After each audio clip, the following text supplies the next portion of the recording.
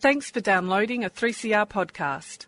3CR is an independent community radio station based in Melbourne, Australia. We need your financial support to keep going. Go to www.3cr.org.au for more information and to donate online. Now stay tuned for your 3CR podcast. Awesome. Evil minds that plot destruction, sorcerer of death's construction,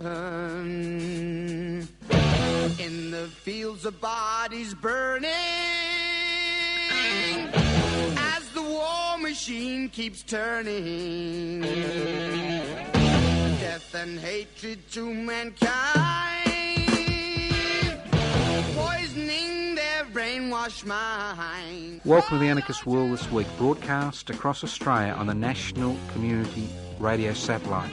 Listen to the Anarchist World This Week, Australia's sacred cow slaughterhouse. Listen to analysis of local, national, international events. Listen to analysis you'll never hear anywhere else.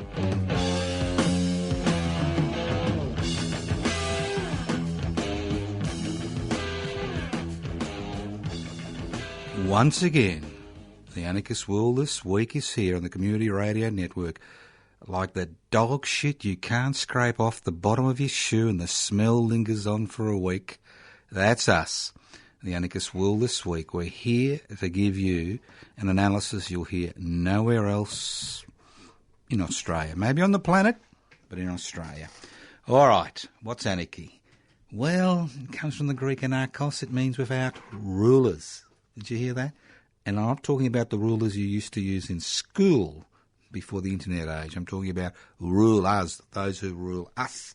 It's not without rules. And how do you create an anarchist society without rules? You devolve power and you give equal access to wealth. Because what gives a ruler power?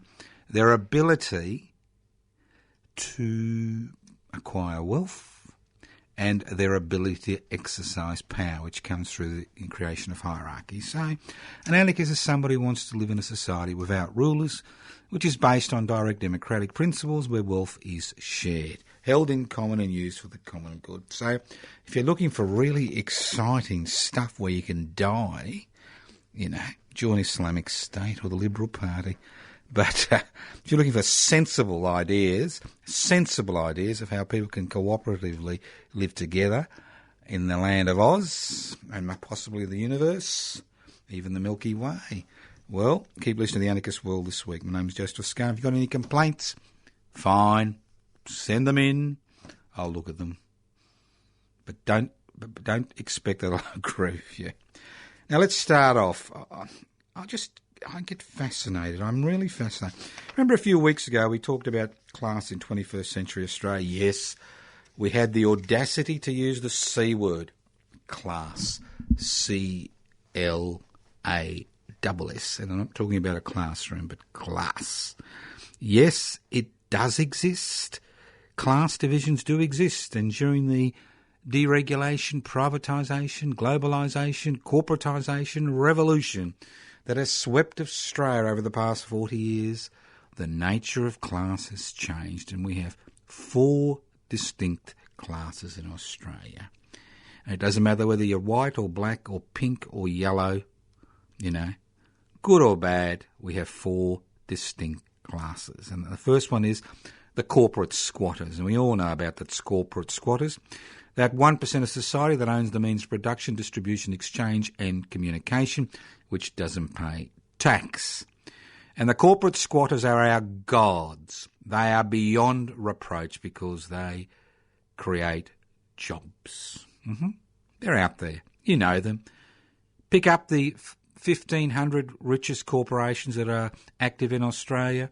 1/3 didn't pay tax last year. Ho, ho, ho. The rest paid less than 5% tax. Ho, ho, ho, said Santa. So the corporate class is out there and they are making hay. On every available statistical indicator, the fortunes of the corporate classes, not just in Australia, have skyrocketed over the last 40 years during this period. Then we have the investment class, and we have quite a big investment class in Australia because the deregulation, privatisation, corporatisation, globalisation revolution did what other revolutions have not been able to do. It has actually changed class structure in Australia. Now, you can actually be working in a boring job and making lots of money, and you can become an investor. And let's not forget that over 1 million Australians now own a second home and negatively gear that second home and get a tax advantage. And I love this statistic. They say, well, do you know, and I remember Mr. Bruce Bilson, the member for Dunkley, you know, the one who got turfed by Turnbull, who's now, you know, got his little card and is going to retire. But he said, I was at a debate with him a few months ago about public housing, and he came up with a statistic. He said, well, do you know, Joe, and this is on the public platform, do you know, Joe, that of the 1 million Australians who own a second home, their taxable income is between $30,000 and $50,000 a year? And I thought to myself, and obviously I shot that in the head there and there, not Bruce, the idea. Well, obviously their income is between $30,000 to $50,000 a year, because the beauty of negative gearing, as we've heard all along all this week, is that you can actually claim a loss as a tax deduction. You know, it's wonderful. It is wonderful. So you mortgage the place up to the hilt, get a tenant in, make a loss, the tenant pays for your house, you make a loss, a paper loss, because, you know, you've mortgaged up to the hilt, and you get a tax deduction. Obviously, the whole point of being negative gearing is to legally decrease the tax you pay. So we've got the investment class, and they can be building workers, could be somebody who's, you know, working very hard, doing 80, 90 hours of work a week. And they may be from your traditional working class, or they actually may be from your white-collar worker or blue-collar worker. And the investment class takes up about 15% of Australian society. And the investment class, well, you know, they deal in stocks and shares, they have self-funded retirement funds, and the list goes on and on. So they've become a very important part of the Australian class structure, because the investment class, the Praetorian Guard of the corporate squatters, legislation has been passed over the last 40 years, which basically forces, in many regards, people to become investors. End of story. Then you've got your traditional working class, and it can be a doctor, it can be an accountant, it can be a labourer, it can be a nurse. These are people basically who are working either in small business or for themselves or for a wage, whose income is just enough to meet their everyday requirements. And they don't have actually disposable income to invest and take advantage of Australia's investment-friendly taxation laws. So the pay-as-you-earn taxpayers are still paying about 69% of the tax take in this country. Then you have the 33%, and that's about 50% of the population. Then you have the 33% of Australians who rely on social security benefits to survive. And they're a motley bunch, as I keep saying. And at the bottom of the pile are the people on New Start allowance. You like that? A New Start allowance? Who've been receiving $37 a day since 1996. Sorry, I apologise, 1997. There has not been an increase in the New Start allowance since 1997. And then you've got old age pensioners, people on single income, people on single parents benefits, and they've been changed so that they've been forced to work after their child reaches the age of 8. And then you've got people on disability support pensions, which have really been hammered over the past 12 months. 8,000 were removed from the disability pension scheme in the last 3 months, and it's almost impossible to get a disability support pension. You need to have no arms, no legs, no eyes and no head these days to actually get a disability support pension, because your local doctor no longer has any input. It's all government-appointed doctors. So that's your class structure. So why have I raised this? Because Mr Turnbull, the Prime Minister of this country, the First Minister, the Prime Minister, not the Prime Rib, but the Prime Minister, Mr Turnbull, our beloved Mr Turnbull, has a problem. And here's a problem. Here's a big problem. Although he is leader of the Liberal Party, he's actually not the chief honcho in the Liberal Party, because his ideas, to a significant degree, do not coincide with the neoliberal ideology. Because, see, the Liberal Party has changed over the past 40 years. You know, when Menzies formed the Liberal Party, it was basically a coalition of nutters from the National Party who were social conservatives and, people with liberal ideas, about the state, the interaction the state has with the individual, all these type of things. Well, over the last 40 years, what has actually occurred is that the Liberal Party has transformed itself into a neoliberal organisation. And what's neoliberalism? And as I said before, that is a group of people who've come together who believe the corporate squatters are the one true God. And all legislation which is passed through Parliament is about augmenting the fortunes of the corporate squatters. I mean, that's what they believe in. It's like a mantra. That's their belief system. It's got no basis with reality, as we've seen. So here we have a Liberal Party which changed its head because Mr Abbott, the neoliberals' friend and the socially conservatives' friend, was unelectable because the policies that the Liberal Party ideologues pursue are not the same ideas that the Australian people actually want. So 6 months ago, they changed the wrapping on the Liberal Party. And now we have a brightly coloured, beautifully ribboned present with a leader who's, an economic reactionary and has got a few progressive social policies, like wanting the country to be a republic and supporting marriage equality, and the list goes on and on. So the Liberal National Party needs Mr Turnbull in order to be re-elected. It is their best chance of winning the election at the end of the year. Unfortunately, for those Australians who believe this, the reality is that if Mr Turnbull is re-elected, and especially if he's re-elected with a Senate majority, I can give you a 100% guarantee, and I normally don't give a 100% guarantee, that within 12 months of his re-election, he'll be rolled by the neoconservative forces. Let's not forget that when Abbott was elected in 2013, we were told there would be minimal changes. And within a few months of being elected, he broke every election promise he made. Now, the neoliberals are sitting in the wings, licking their wounds, waiting for the opportune moment to again seize power. And if you think it's not a possibility, I can assure you, Malcolm Turnbull in the leadership role or not in the Liberal Party, I can assure you, if there is a majority in both houses of Parliament, both the House of Representatives and the Senate, after the next federal election, that Medicare co-payments will be introduced, that New Start allowances will be, for the under-30s, will have to wait 6 months before they can actually apply for New Start allowance, that all those policies they had which cut revenue will come into effect, and Turnbull himself will be ousted as Prime Minister. And that's the dilemma. That's the dilemma. Parliamentary politics is basically a game which is based on faith, especially in the Australian situation.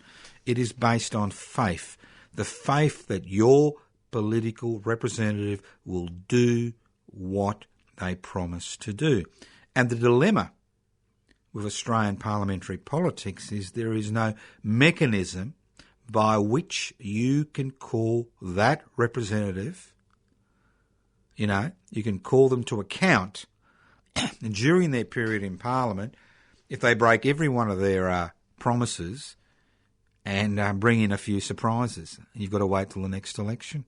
And by that time, it's all too late. It's based on faith. I mean, you could have a few reforms. You could have the reform of having, as they have in many states in the United States of America, we've got the power of recall, where if 20% of the electorate signed a petition asking for a fresh election in between elections for that particular representative, you could call that. You could have that fresh election. That would put a brake on the ability of representatives just to change their policies at whim. So there's the power of recall. And there's also, obviously, direct democratic policies where you actually vote on policies and elect delegates or appoint delegates to coordinate those policies at a local, regional and national levels. You could do that. I mean, it's direct democracy instead of having a representative, which is based on faith. So going back, to the beginning of this long and tawdry and ugly little tale, the fact is that in a democratic society, in a parliamentary democracy, real power doesn't lie in Parliament. It lies in the boardrooms of national and transnational corporations whose major responsibility, the corporate squatters, whose major responsibility is to increase profits for their shareholders. End of story. Now, I'll give you an example.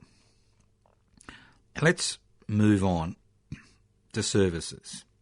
Now, what we've seen in the past 40 years is the privatisation of brick and mortars. We've seen public assets which have been built up by public money, which are based on bricks and mortars, have basically been given away to the private sector. The Commonwealth Bank, Telstra, Qantas, airports, harbours, and the list goes on and on. You know what happens. Given away to the private sector. But we are now entering a second phase of privatisation.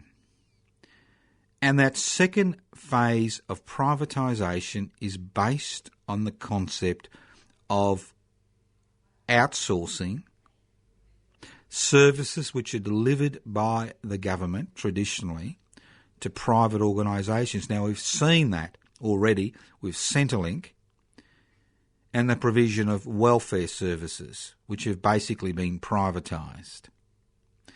But what we'll see over the next 10 years, if we allow the privatisation revolution to continue, what we will see is the outsourcing of services basically to overseas corporations who will use overseas workers to provide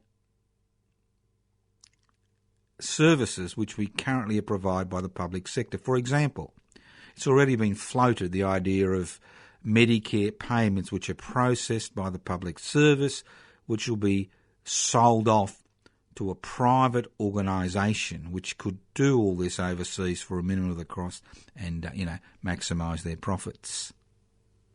We've got the idea of actually selling HECS debts, actually selling the HECS debt to a private organisation. So there are many areas of our day-to-day lives which can still be privatised to a private organisation, and that is the next phase of privatisation. We've already seen the privatisation by stealth of the public hospital system and public education, and we've seen the almost complete privatisation of the building of infrastructure. Now, I understand the infrastructure committee, whatever they call themselves out, has come up with 97 essential infrastructure projects. And how all these infrastructure processes be paid for? Through private-public partnerships. And what is a private-public partnership? A private-public partnership is when the public puts up the money and a private corporation reaps the profits. For example, Transurban, which during the Kennett period was given a monopoly on a tunnel under the Yarra. And this monopoly was for 35 years. So in the next 15 years, this monopoly has stopped. Now, the beauty about Transurban as a monopoly is that it actually doesn't even pay tax. Doesn't pay tax or pays minimal taxation. It does it all legally, of course.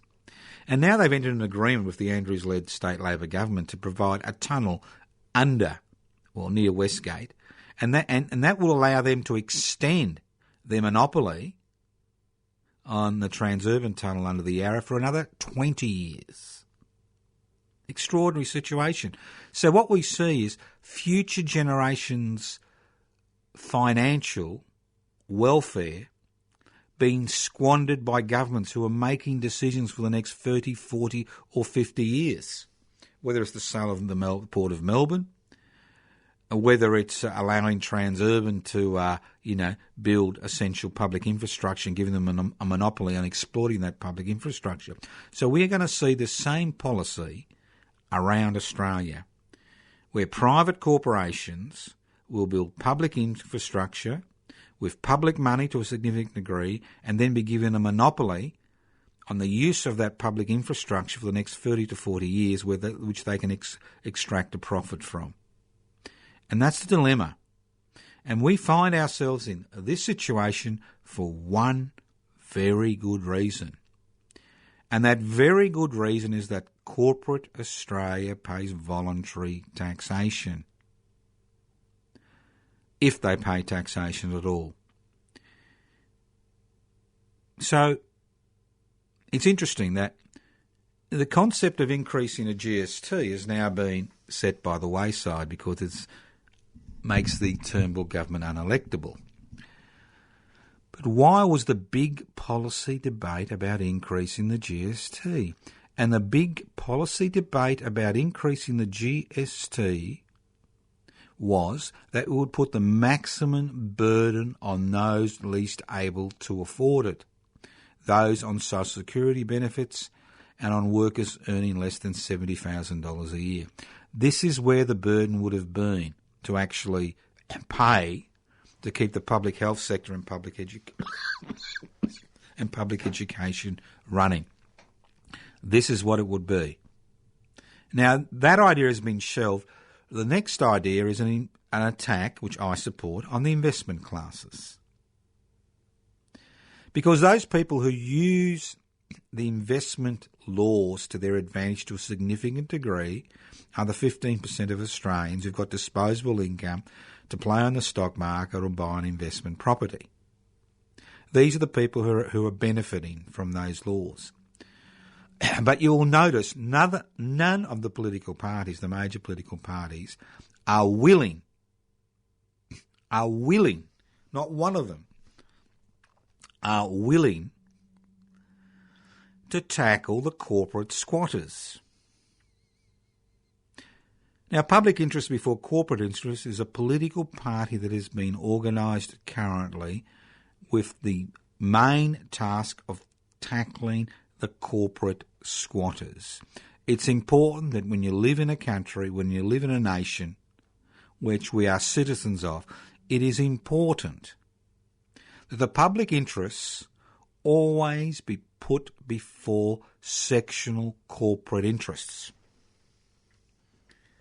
Now, while other political parties will carry on about, curtailing the investment class or robbing people on social security benefits to provide essential infrastructure, public interest before corporate interest is all about ensuring the corporate squatters pay their fair share of tax.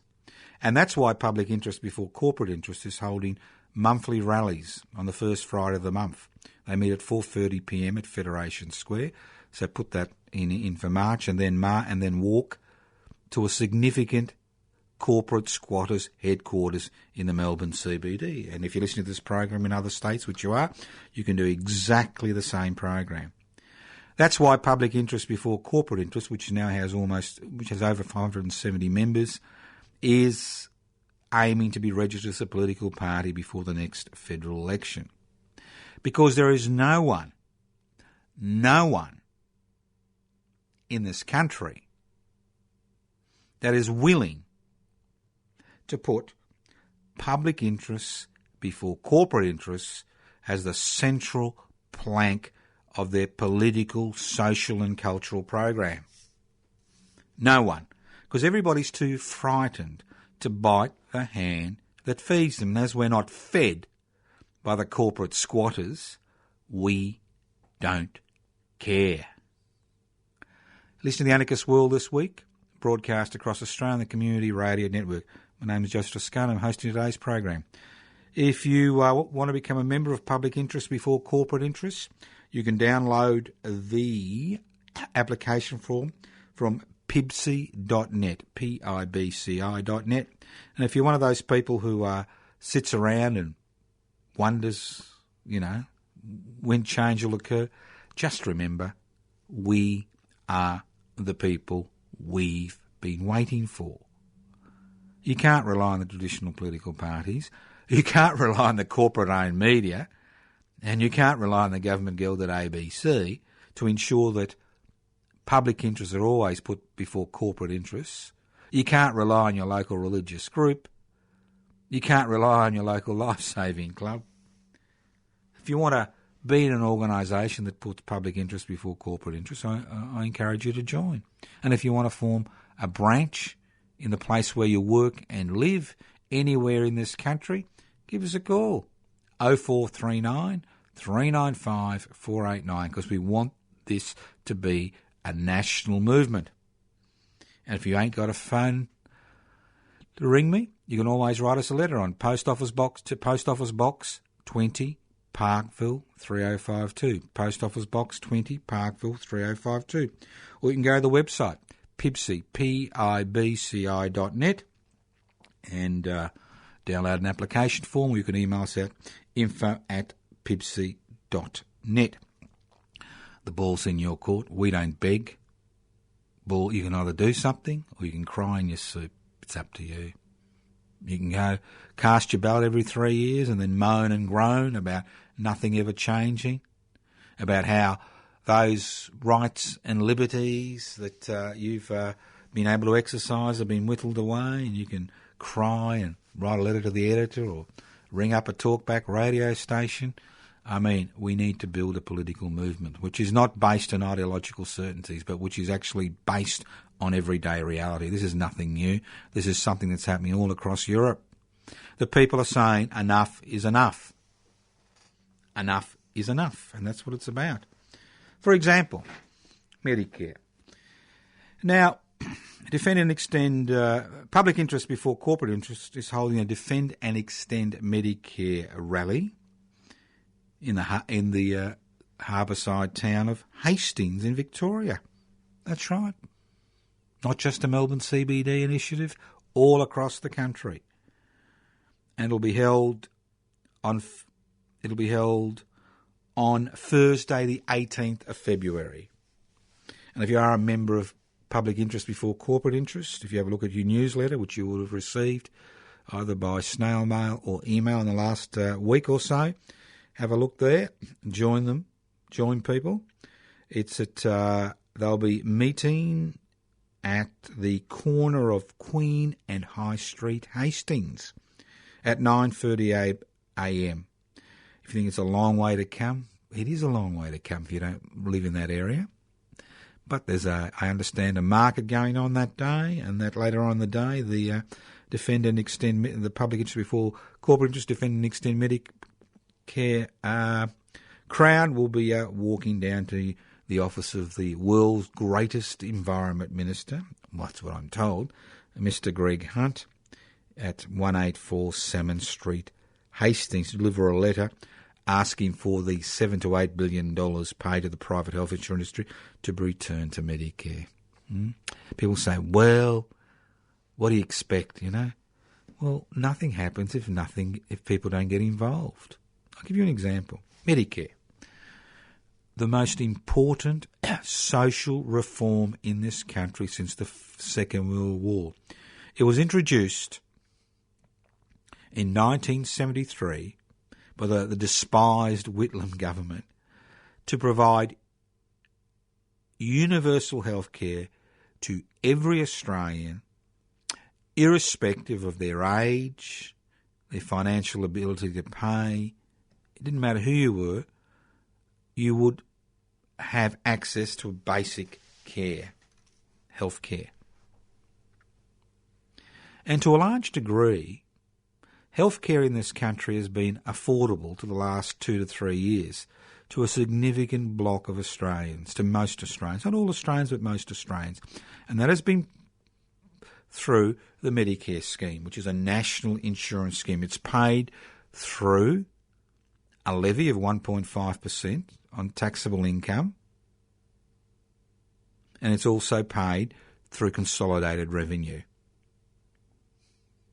It helps to support the public hospital system. And you've got to remember that each and every one of us is a heartbeat away from a major catastrophic event, because we're all going to die, and we're all at risk of heart attacks and strokes and cancers, or if you're young, been involved in an accident. And it's only then that you appreciate the fact that you can actually access some of the most sophisticated healthcare on the planet for nothing, because the burden is borne by the citizens of this country as a whole. And over the last 30 years, we have seen significant political parties, especially the Liberal National Party, do everything they can to destroy this universal health insurance system which is supported by the majority of Australians.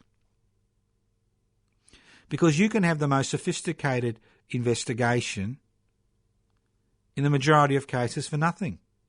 But what we've seen in the last few years is how the Medicare system has been undermined by the government itself, because payments to doctors and providers of pathology and radiological services, the Medicare payment has not kept up with inflation, and we've reached a situation where medical practices across the country are making the decision to ditch Medicare and charge upfront fees and deny services to many Australians who don't have the money to pay for those fees up front, because the Medicare rebate has been kept artificially low.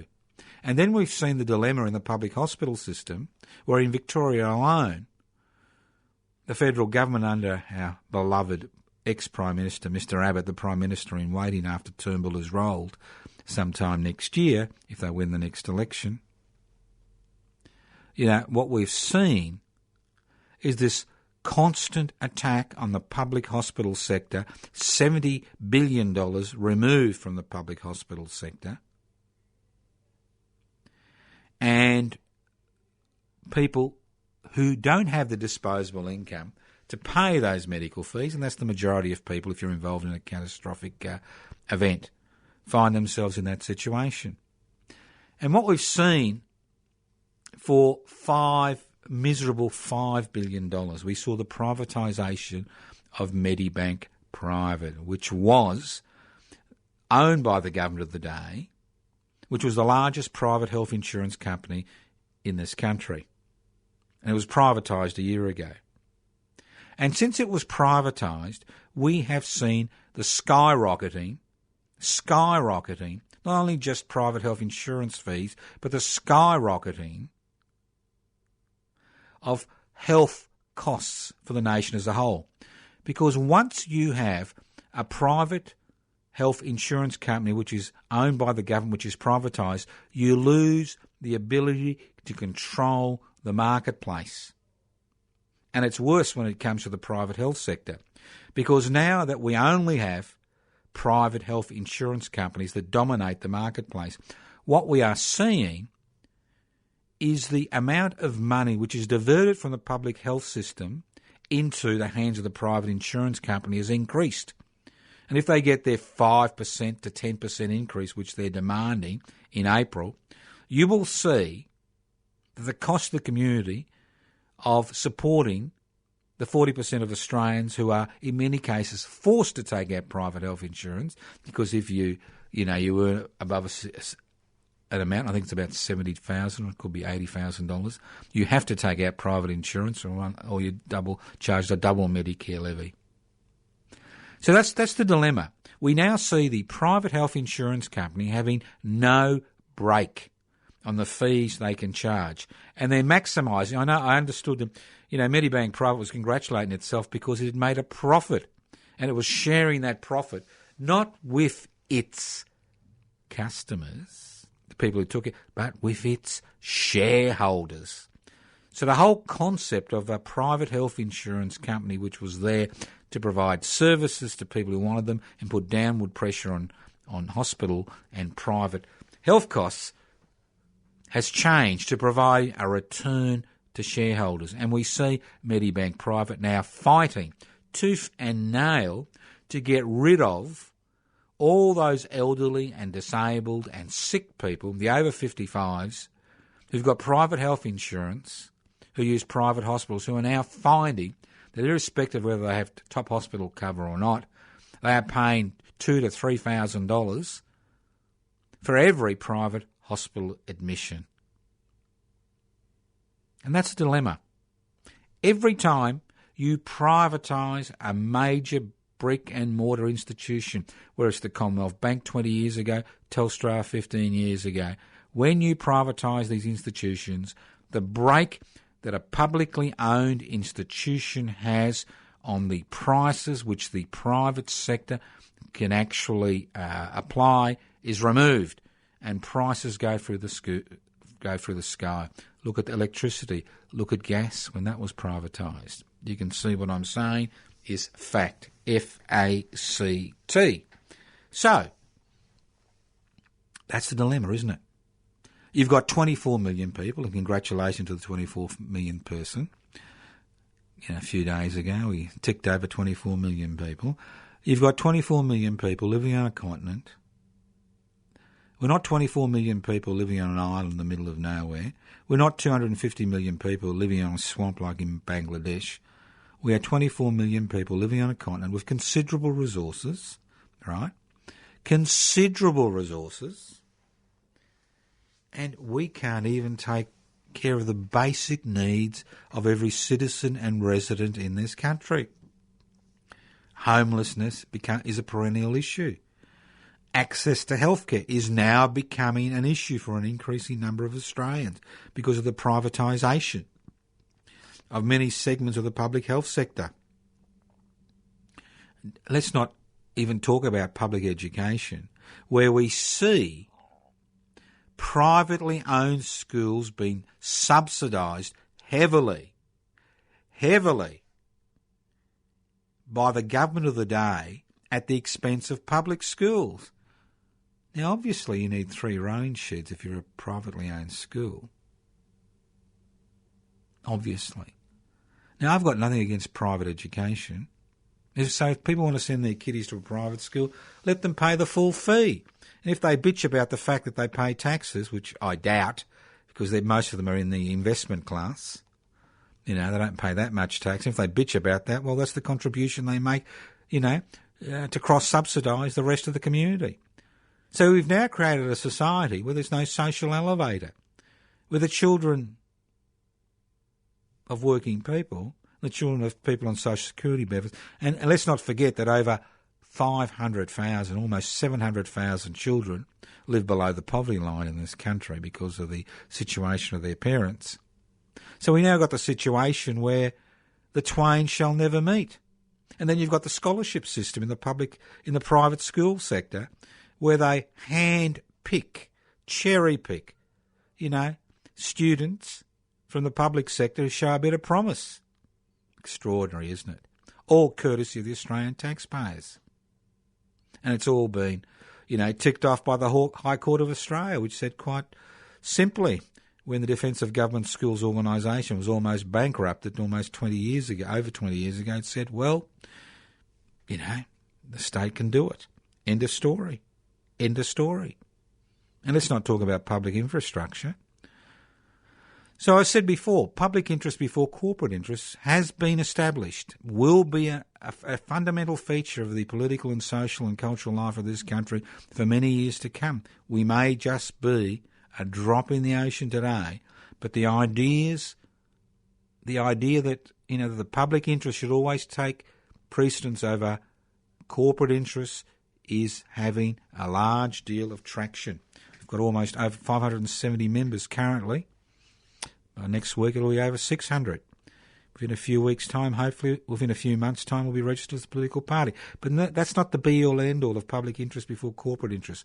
We're not going to stand aside and wait for the next election and the next election and the next election and the next election. Public interest before corporate interest is about creating a political and social climate and movement where these ideas take precedence. These ideas are heard on the Government Gelded ABC. These ideas get a run in the corporate-owned media. Because that's the dilemma. We are told we live in a three society. Yes, you live in a three society if you've got the money to exercise that freedom.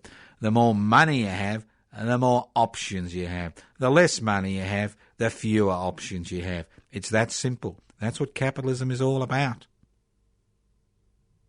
You listen to The Anarchist World this week, broadcast across Australia on the Community Radio Network. My name is Joseph Scott. I'm hosting today's program. Want to check out the Anarchist Media Institute? Go to the website, anarchistmedia.org. Want to email me? Email me at anarchistage@yahoo.com. Leave pleasant messages, 0439 395 489. You can write to us at Post Office Box 20, Parkville 3052. Now, something interesting.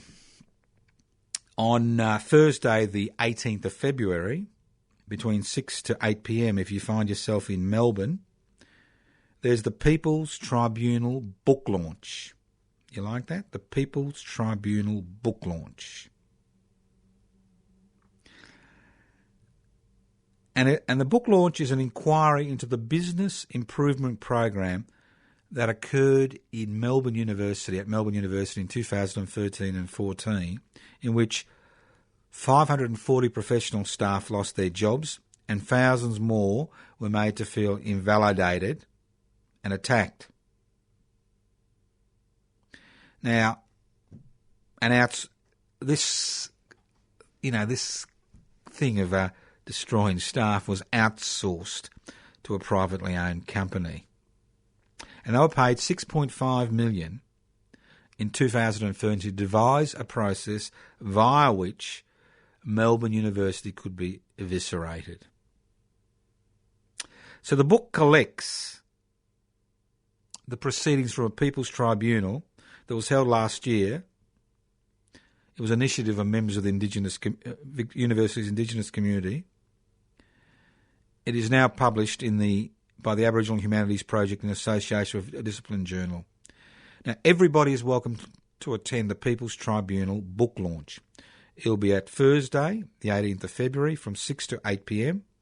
at West Space, Level 1, 225 Burke Street, Melbourne. And as I said before, there's resistance in many forms. And the fact that a People's Tribunal was held and the process via which this so-called business strategy was introduced into Melbourne University, and the personal cost it not only had on the staff, but the nature of the university itself is highlighted in this People's Tribunal book launch. So if you are in the city of Melbourne, and I'm not sure whether I can make it or not, but we'll see what happens. But if you can make it, they deserve our support. Thursday the 18th of February, 6 p.m. to 8 p.m, West Space, Level 1, 225 Burke Street in Melbourne. All friends are welcome. Yeah, as I said, a lot of things happening. Not just what we do, but there are a lot of things happening in this country. It's a little bit like the presidential race in the United States and what happened with the Labor Party in England, you know. We're all told, you're yesterday's people. Cooperative ideas about, you know, forcing the corporate sector to, you know, pay taxes, putting power back in the hands of the people, introducing social progressive policy. Dead. Historical relics. We are historical relics. We have no place in a 21st century community. Well, the skeletons, the zombies, are being raised from the dead. And we will create the type of confusion and chaos which will force the authorities, those who exercise power, to think seriously about devolving that power through mass peaceful protest. And Bernie Sanders' campaign and the campaign of the British Labor Party highlights that these ideas were never dead. These ideas about equality, about solidarity, about the people being the ultimate political authority in a democratic society, about the corporate world being a servant of the public world, not the other way around, about the state providing essential services to each and every one of its citizens. These ideas were never dead. They were suppressed to such an extent the major political parties ditched them from their political programs. And through mass action, whether it's Mr. Sanders standing as a presidential candidate in the United States of America, or whether it's the establishment of public interest before corporate interests in Australia, these ideas are still current and are still powerful, important ideas. This contest of ideas didn't end when the Russian Federation disintegrated, when Marxism was found to be some hollow nightmare. These ideas about people living in an egalitarian community where the commonwealth is shared and used for the common good are not dead. They are there. Irrespective of the rise of the investment class, irrespective of the rise and rise and rise of the corporate squatters, irrespective of governments basically being servants of the corporate squatters and creating the investment class as the Praetorian Guards for the corporate squatters, irrespective of the garbage which pours out of the traditional corporate-owned media, whether you think it's liberal corporate-owned media or conservative, reactionary, Murdoch-type corporate-owned media, irrespective of the lies and half-truths which make up most of the television broadcasting in this country, irrespective of the garbage which spews forth from the mouths of the same commentators every day on the government-gelded ABC, irrespective of that, there is that desire. When you talk to people face to face, there is that desire that we need to create a fairer, more egalitarian community where the needs of all are met. And if we cannot do this, if we cannot approach these issues in Australia, a continent inhabited by 24 million people, who else can do it? Irrespective of the drone every day, 24 hours a day, 7 days a week, 365 days a week, the constant crap that passes as informed political, social and cultural comment in this country, there is another Australia. You may not hear it in the corporate-owned media and the government-gelded ABC. You may not see it on the net. You may not, they may not be twittering to each other. There is another Australia which marches to a different drumbeat. And we are part of that. And it's time that we stop becoming observers. Observers of our own annihilation. Our own annihilation as a people and as a community. It is time to stop observing. It is time to stop the click activism. As I said before, all you get from click activism on the net is RSI. It's time that people looked at the situation and began to take action individually or collectively. Because those dreams and aspirations, that new world in our hearts, which many people still carry, is our dream, not anybody else's dream. It's our dream. And we can make that dream a reality by taking power. Because power is essential The devolution of power is central to the type of society we want to create. You want to create a society where there is equality between different types of people, irrespective of their racial origins, national origins, sexual orientations, gender. You want to do that. You need to tackle that economic inequality. You need to ensure that power is devolved from the corporate squatters through the investment class to the rest of us. That is what is needed today. I can give you a brilliant analysis every week. We could have slideshows. We could go on YouTube every day and watch the most incredible stuff. I could get my RSI saying agree, yes, no, boy, click. I could tweet it till the world turns to an end. It could go viral, but it doesn't matter.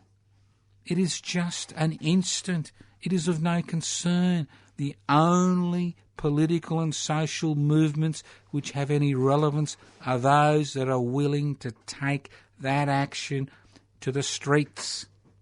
That is the only political movement that actually gets results. Nothing else gets results. We need to stop being spectators. We need to stop thinking that the government of the day, that the opposition, that the Greens, that, the latest, some television star, some internet star, some, musician is going to somehow solve the issue for you.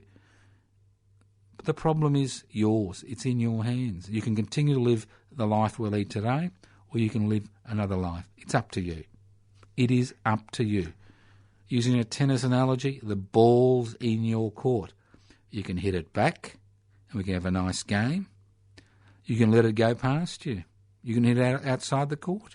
The ball's in your court. Think about it. As I said before, we can talk beautifully every day, but it changes nothing. Thank you once again for listening to The Anarchist World this week, broadcast across Australia on the Community Radio Network. This program has been streaming live on 3cr.org.au. The program is podcast. Send the podcast to your friends and enemies. Maybe they'll learn something. Listen to the podcast again.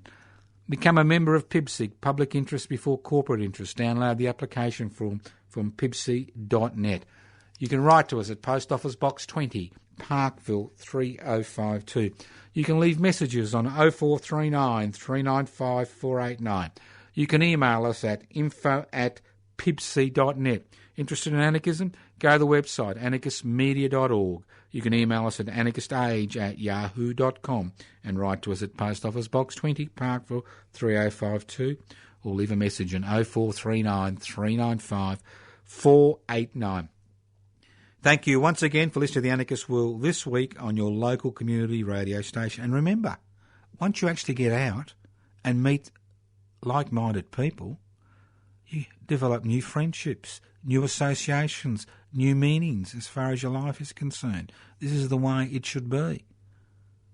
Why do you want to communicate with somebody the other side of the planet you can do nothing with except maybe, exchange, sexually related messages, when you can actually talk to the people around you. You can actually organise with the people around you. You can actually be part of a real community of live human beings, not virtual beings which really have minimal impact on your life. Thank you once again for listening to The Anarchist World this week on your local community radio station. This program is podcast. You can access the podcast by going to 3cr.org.au. Any complaints? Send them where you like. I don't care. You want to complain to me? Fine. Write to us at Post Office Box 20, Parkville 3052. Email us at anarchistage@yahoo.com. But don't ring me if you're complaining. You can SMS a complaint. Thank you once again for listening to The Anarchist World this week on your local community radio station. And ask yourself, what am I doing?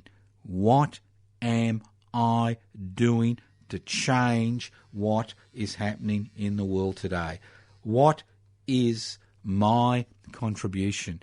How am I approaching this issue? What can I do? You can be 100 years old and you can still do something. Thank you once again for listening to the Anarchist World this week on your local community radio station. Listen in next week on the Anarchist World this week. You like that? Almost a tautology. On your local community radio station next week. And if you can't get enough of the Anarchist World this week, get a life. Because that's what it's about. It's about getting a life and being in control of the situation. Thank you once again for listening to yours truly on the Anarchist World this week. Listen in next week via the Community Radio Network on your local community radio station. Evil minds that plot destruction, sorcerer of death's construction. An analysis you'll never hear anywhere else. Anarchist World this week. Australia's Sacred Cow Slaughterhouse. 10 a.m. every Wednesday. Listen to the Anarchist World this week for an up-to-date analysis of local, national and international events.